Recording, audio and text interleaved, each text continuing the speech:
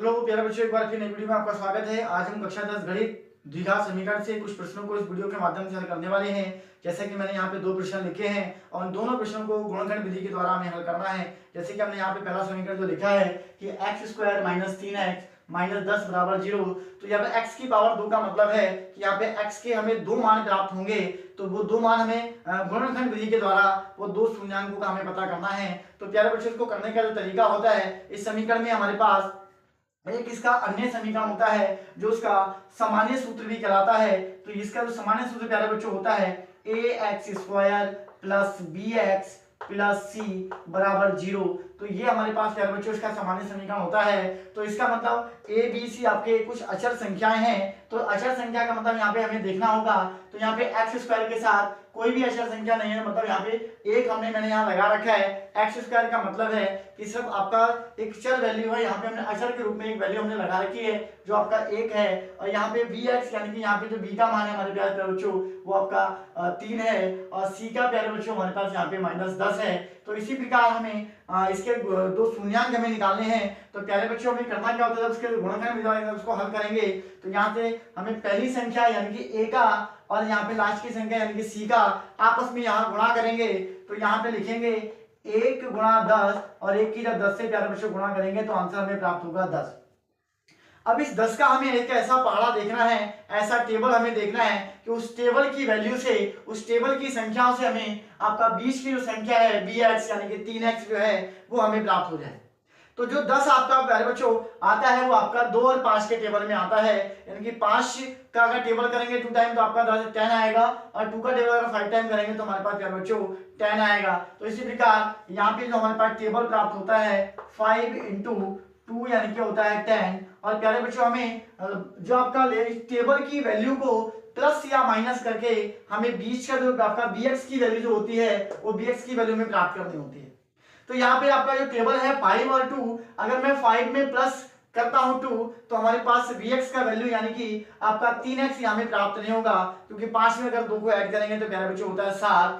अगर इसी प्रकार 5 में से अगर प्यारे बच्चों 2 को माइनस कर दिया जाए तो हमें प्राप्त होता है प्यारे बच्चों 3। तो यहाँ पे हमें जो bx का वैल्यू माइनस का लेके आना है। तो प्यारे बच्चों जो बड़ी संख्या है इनकी इसको हम माइनस का 5 लिखेंगे और जो छोटी संख्या है प्यारे बच्चों इसको प्लस का लिखेंगे। तो इसी प्रकार यहाँ से हमें माइनस का 3 प्राप्त हो जाता है।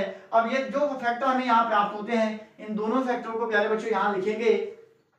तो पहली संख्या जैसी है सेम आएगी आपका, जैसे कि आपका फिर माइनस का यहाँ पे आ जाएगा 5x प्लस का प्यारे बच्चों 2x और माइनस का प्यारे बच्चों 10 और बराबर का हो जाता है हमारे पास 0। और अगर इसको और थोड़ा सरल भाषा में लिखना हो तो x की पावर 2 है तो इसका मतलब है कि x को हम 2 बार लिख सकते हैं। तो x गुणा x हो जाएगा। इसी प्रकार माइनस अगर 5x को मैं लिखना चाहूं तो 5 गुणा x हो जाएगा। और इसी प्रकार अगर 2x को अलग करके लिखना चाहें तो 2x का हमारे पास प्यारे बच्चों बन जाता है 2 गुणा x। इसी प्रकार 10 के अगर फैक्टर देखे जाए तो 10 का फैक्टर होता है प्यारे बच्चों 5 गुणा 2 बराबर 0।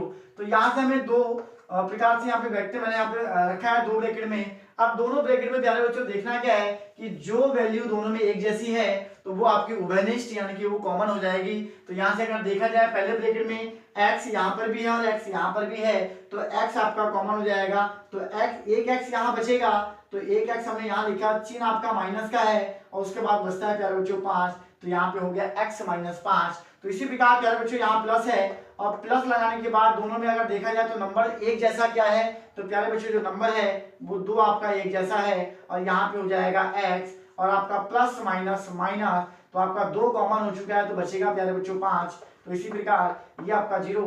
अब दोनों ब्रैकेट आपके जो सेम है तो इन दोनों ब्रैकेटों की एक वैल्यू को हम एक ब्रैकेट को यहाँ लिखेंगे एक बार में। तो यहाँ पे होगा x माइनस 5 और प्यारे बच्चों एक नया फैक्टर बनता है x प्लस 2 और बराबर में प्यारे बच्चों 0। तो अब इनके दोनों के बराबर में हम 0 लगाएं तो x माइनस 5 बराबर 0, x प्लस 2 बराबर 0।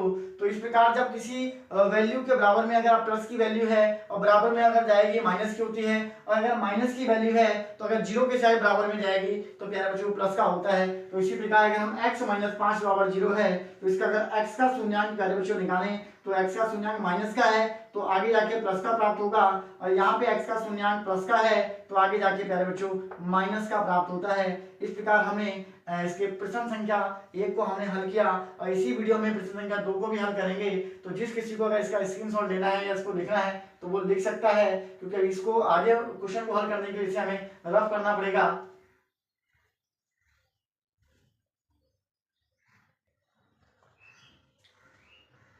अब प्यारे बच्चों इसका प्रश्न संख्या जो 2 हमें दे रखा है कि 2x² प्लस का x और माइनस का 6। तो जैसे कि अभी हमने पहले प्रश्न में किया था कि पहली संख्या जो a होता है और लास्ट की संख्या जो c होती है, इन दोनों संख्याओं की प्यारे बच्चों हम क्या करें, यहाँ पे गुणा कर देते हैं। जैसे कि यहाँ पे लिखा है प्यारे बच्चों 2 और गुणा पे आपका प्यारे बच्चों 6, तो आंसर टोटल मिलेगा 12। अब 12 का हमें एक ऐसा पहाड़ा देखना है कि उस पहाड़े की संख्याओं से हमें जो bx होता है 20 की संख्या वो हमें प्राप्त हो जाए, और वो पहाड़ी की संख्या चाहे हमें ऐड जोड़ करने पे आए या आपका माइनस करने यानी घटाने पर आए, यानी कि हमें bx का मान हमें प्राप्त होना चाहिए, यानी कि 20 की संख्या का मान हमें प्राप्त होना चाहिए। तो जो आपका 12 होता है प्यारे बच्चों वो आपका 2 और 6 के बारे में और 4 और 3 के बारे में हमें आता है। तो 2 और 4 6 के बारे में अगर हम जोड़ के या घटा के देखें तो हमें 1 प्राप्त नहीं होगा।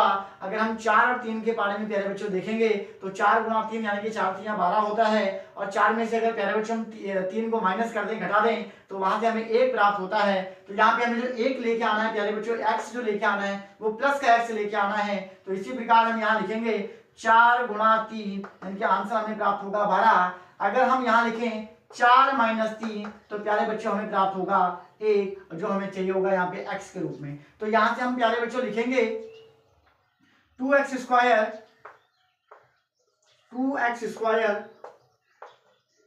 प्लस का 4x माइनस का 3x और माइनस का 6 बराबर प्यारे बच्चों 0। तो यहां से अगर इसको और सॉल्व करके लिखें तो इसको हम लिख सकते हैं 2x गुणा x माइनस यहाँ प्लस कर सकते हैं यहाँ पे 4 गुणे x, सॉरी 4 गुणे x यहां लिख सकते हैं इसको। उसके बाद अगर हम आगे पोर्शन को अगर हम हल करें तो यहां से हम इसको कर सकते हैं प्यारे बच्चों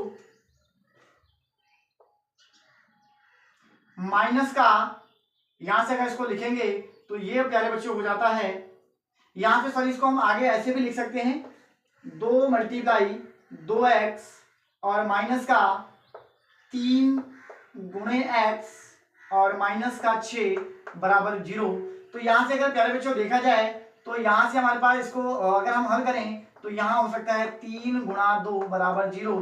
तो यहां से प्यारे बच्चों 2 ब्रैकेट हमें प्राप्त होते हैं, और दोनों ब्रैकेटों में अगर हम देखें तो एक वैल्यू हमें कॉमन प्राप्त होती है। तो देखा जाए तो यहाँ से हमारे पास 2x और 2x दोनों में कॉमन है, तो यहाँ से प्यारे बच्चों 2x हमारे पास कॉमन हो जाता है, और यहाँ से बचता है x, और यहाँ से प्यारे बच्चों बचता है प्लस का 2, और माइनस का यहाँ से अगर देखा जाए तो कॉमन हमारे पास प्यारे बच्चों 3 है, तो 3 को यहाँ कॉमन कर देंगे, और यहाँ से प्यारे बच्चों बचेगा हमारे पास x, और माइनस होता है प्लस, और बचता है प्यारे बच्चों 2।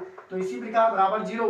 तो यहाँ से हमारे पास एक फैक्टर यहाँ से प्राप्त होता है x प्लस 2, और यहाँ से हमारे पास एक फैक्टर प्यारे बच्चों प्राप्त होता है 2x माइनस 3 बराबर 0। अगर दोनों को हम बराबर के साइड लेके जाएंगे, जैसे कि अभी हमने बताया था कि जो प्लस की वैल्यू होती है बराबर में जाने के बाद माइनस की हो जाती है, और जो माइनस की वैल्यू होती है प्यारे बच्चों वो बराबर के बाहर जाने के बाद हमारा प्लस की हो जाती है। तो इसी प्रकार यहाँ से मैं लिखूंगा तो x प्लस 2 बराबर 0। तो यहाँ से x का जो शून्यांक हमें प्राप्त होगा प्यारे बच्चों माइनस का 2, और यहाँ से अगर हम लिखें तो 2x माइनस 3 बराबर 0।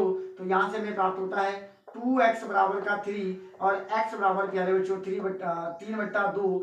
तो 2 शून्यांक हमें इस प्रकार यहाँ प्राप्त होते हैं x के। और इसी प्रकार इस वीडियो के माध्यम से हमने दोनों प्रश्नों को बहुत आसान और सरल भाषा में हमने सीखा है। बाकी हम मिलते हैं नेक्स्ट वीडियो में।